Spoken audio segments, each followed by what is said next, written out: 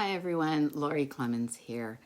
Today I want to talk about handling difficult emotions, particularly how we can do this using the principles of self-directed neuroplasticity.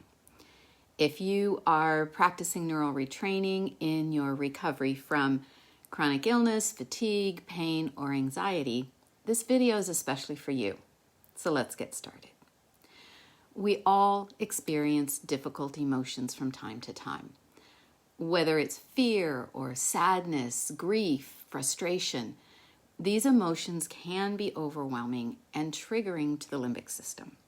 So how do we handle them in a way that supports our healing journey?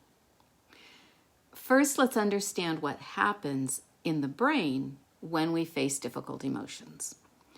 So our limbic system, which is part of the brain that is involved in our emotional and stress responses, can become overactive. This overactivity can keep us stuck in a state of fight or flight, making it hard for our bodies to find calm and to heal. And I get it, difficult emotions feel difficult and can trigger those feelings of fear.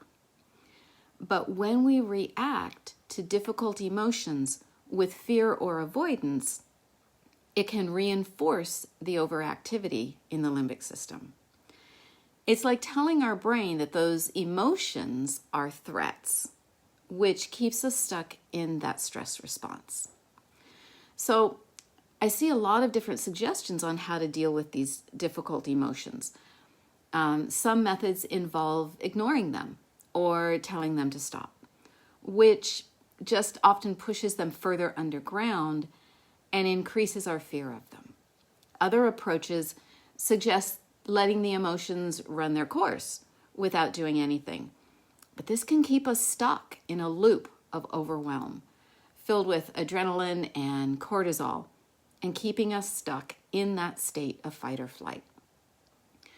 Using self-directed neuroplasticity gives us the ability to manage and work through our emotions, strengthening our resilience without shutting them down or letting them run rampant. So, how can we use self-directed neuroplasticity to move through these emotions? Here is a simple yet powerful approach. Step 1, notice and acknowledge your emotions. This means taking a moment to become aware of what you're feeling.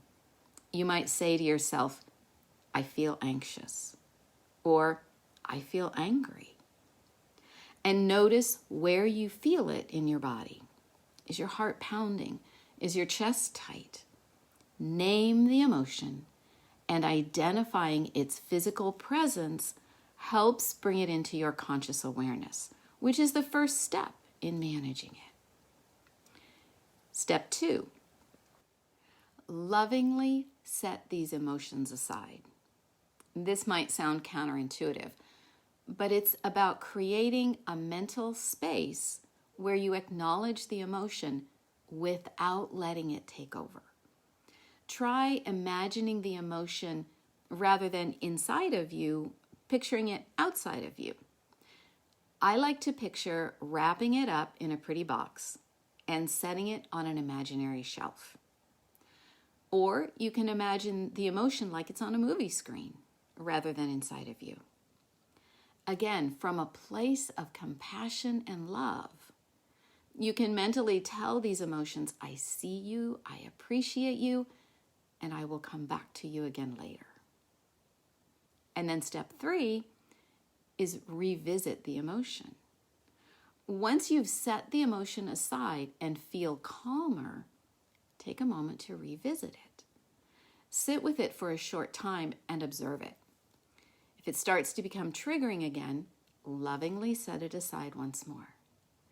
The idea is to take baby steps into being present with the emotion from a place of love and compassion.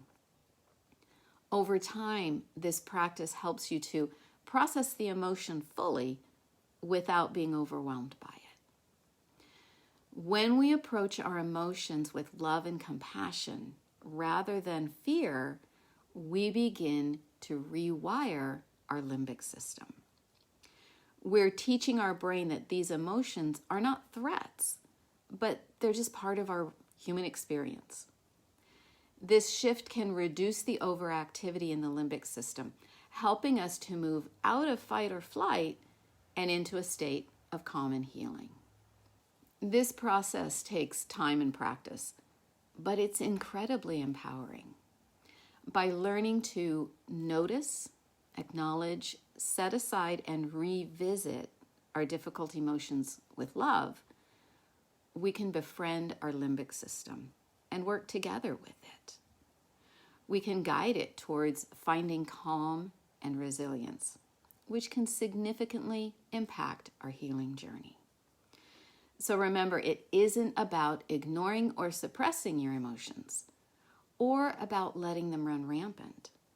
It's about approaching them with a sense of curiosity and compassion. When you can view your emotions as something external, separate from you, like on a shelf or on a movie screen, it allows you to observe them without being overwhelmed by them. When we do this, we create a safe space for our emotions to exist without taking over.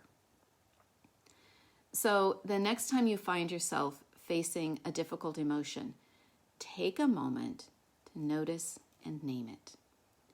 Acknowledge it with love and gently set it aside.